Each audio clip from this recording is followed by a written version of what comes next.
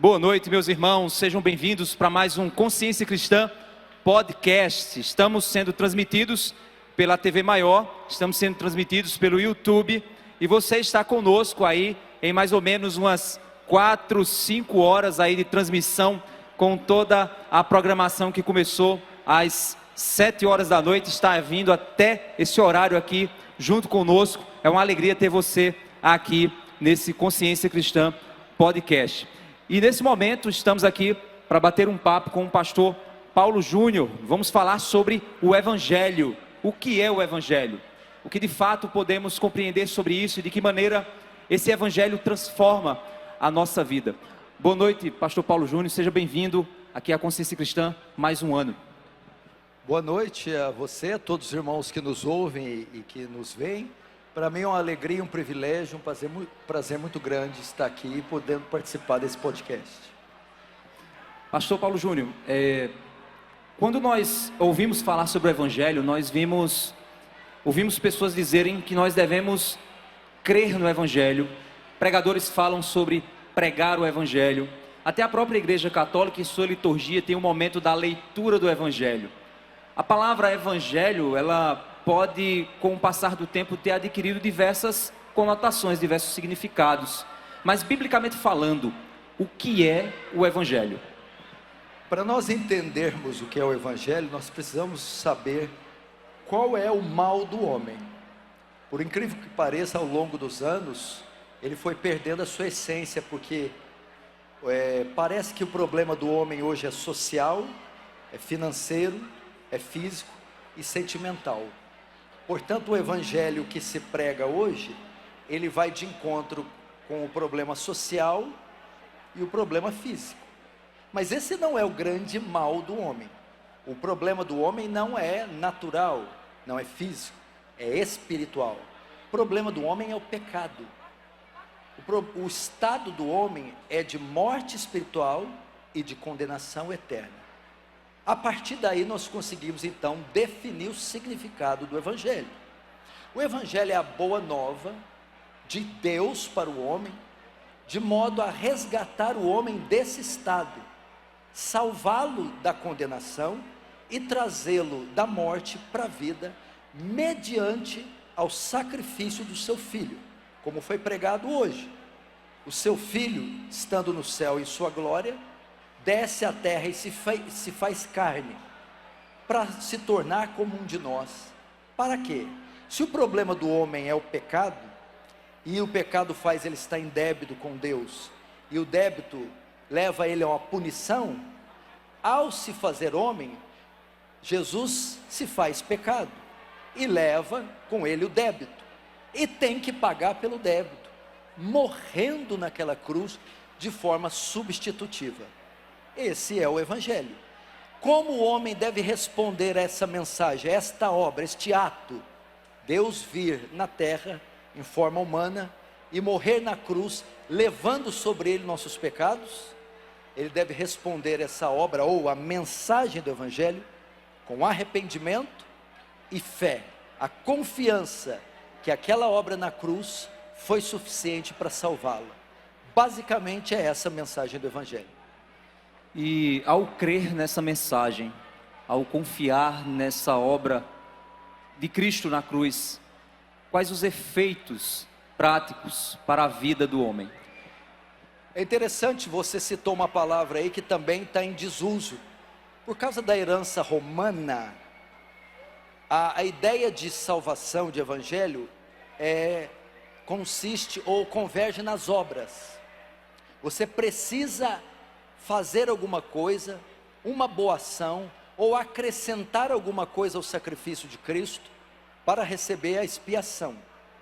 Por exemplo, existe uma religião que diz que as esmolas fazem expiação pelo pecado, contrariando o que está em Efésios 2, 6 e 8.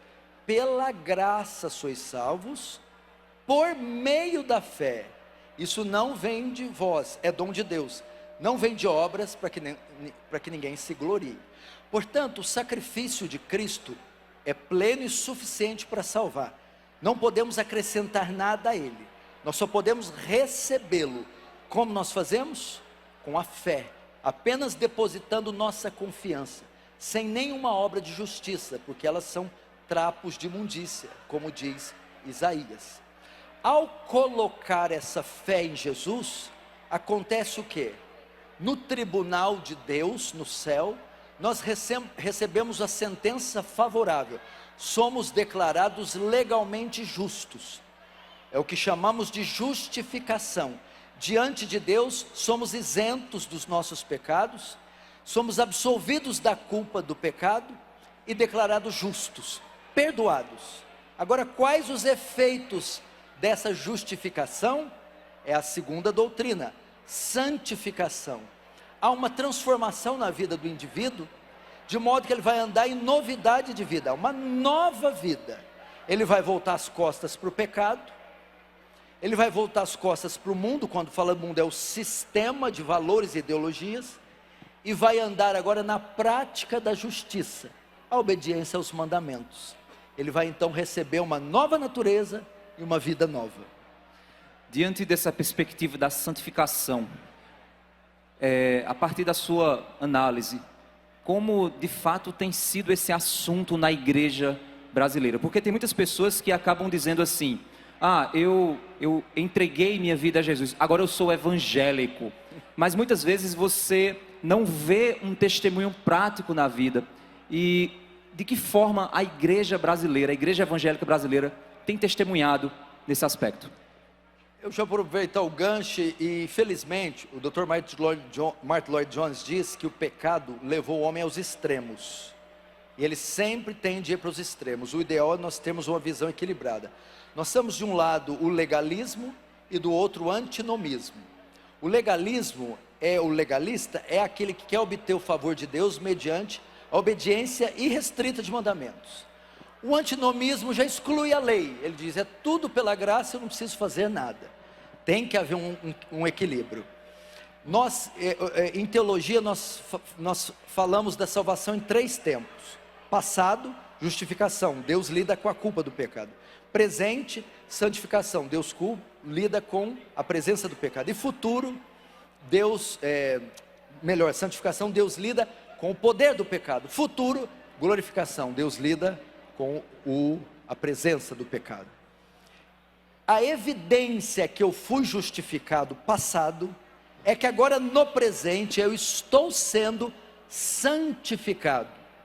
Santidade ou santificação é um termo que quer dizer cortado e separado.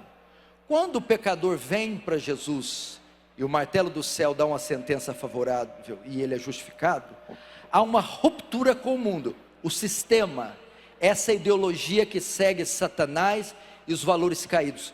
Há um corte do mundo e uma separação do pecado, a separação daquilo que é impuro.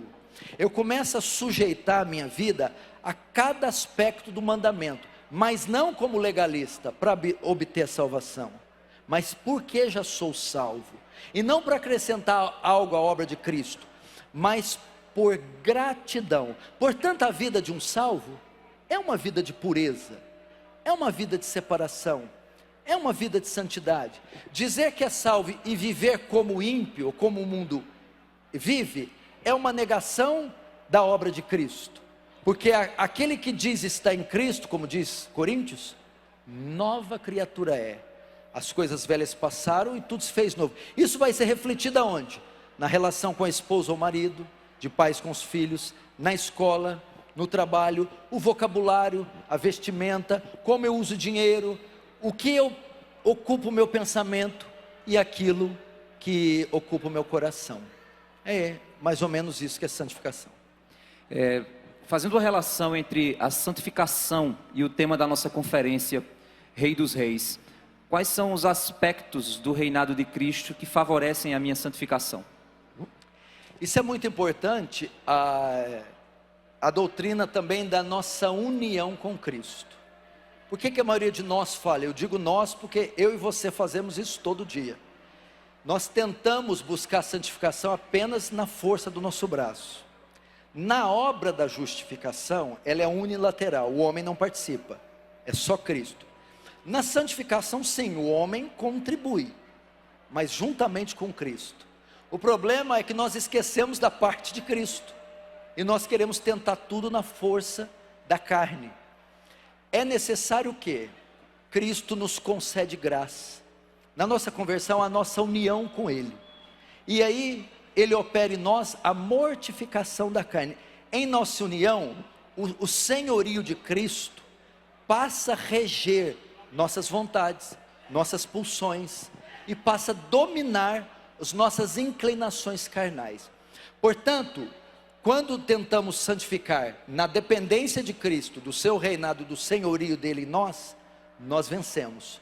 Quando nós tentamos fazer tudo isso só na força do nosso braço, invariavelmente nós cairemos, e cairemos em flagrante frustração.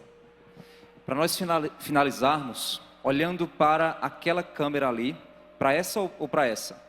Para aquela câmera ali, queria que o senhor falasse com quem está agora nos assistindo em casa, sobre o Evangelho e de que forma essa pessoa pode entregar sua vida ao Senhor. Queridos ouvintes, ou irmãos, ou pessoas de outras religiões, ou sem religião nenhuma, desviados, o mundo está debaixo de muita dor e muito sofrimento. Se nós olharmos a nossa economia, a política, ou as catástrofes naturais como na Síria e na Turquia, você vai ver quanta dor e sofrimento. Então, todos os homens querem alívio do sofrimento e da dor, querem respostas para os dilemas do seu coração. Entretanto, esse não é de fato o verdadeiro sofrimento, nem o verdadeiro mal. Existe um sofrimento que transcende esse, que está acima desse, é o sofrimento eterno, o qual todos os homens que morrerem em seus pecados herdarão. É a chamada segunda morte, no lago de fogo, no inferno. Essa vida logo passará, com 70, 80, e aqueles com mais saúde chegam aos 90. Depois dessa vida, iniciará um tempo chamado eternidade, onde existem apenas dois grupos: aqueles que estarão com Cristo para sempre, gozando de uma salvação, de uma bem-aventurança, e aquele outro grupo que vai sofrer eternamente, não de fome, não de doenças, não de terremotos, mas um sofrimento inimaginável, num lago que arde como enxofre. Esse estado é o que se encontra a maior parte dos homens na face da terra. E o que o Cristo veio oferecer para você? Não foi o pagamento das suas dívidas, nem a cura dos seus caroços, nem uma casa, nem um carro. Ele veio te resgatar da maldição do pecado. Ele veio te tirar desse estado de condenação eterna. Ele veio salvar você do juízo, da condenação. Ao morrer na cruz, Ele paga pelos pecados, levando Ele o pecado no seu lugar. E o que Ele pede de você? Que você vá até Ele, até aquela cruz. Não precisa levar um crucifixo, um terço, uma vela, dinheiro, oferta, nem barganha, nem qualquer coisa. Você apenas se prostre, se debruce diante de Cristo e dessa cruz, e lance sua confiança, sua fé. Diga a Ele: eu sou um pecador, eu mereço o castigo, e não há nada em mim bom, obras, caridade, cestas básicas, doações, romarias ou penitências, nada que me possa dar o perdão, mas eu lanço minha confiança de salvação, a minha segurança do perdão, no que Cristo, o Senhor, fez naquela cruz, morrendo e ressuscitando. E eu volto as costas para o meu pecado. Eu me arrependo de ser o pai, marido, o homem ou a mulher que eu fui. Agora, nesse momento, Ele vai perdoar os seus pecados. Você vai passar da morte para a vida.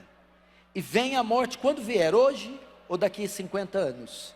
Você acordará com Cristo nos céus para toda a eternidade. E de lá, nunca mais sairá. Aceite o convite. Venha. Cristo te chama hoje e agora. Deus te abençoe.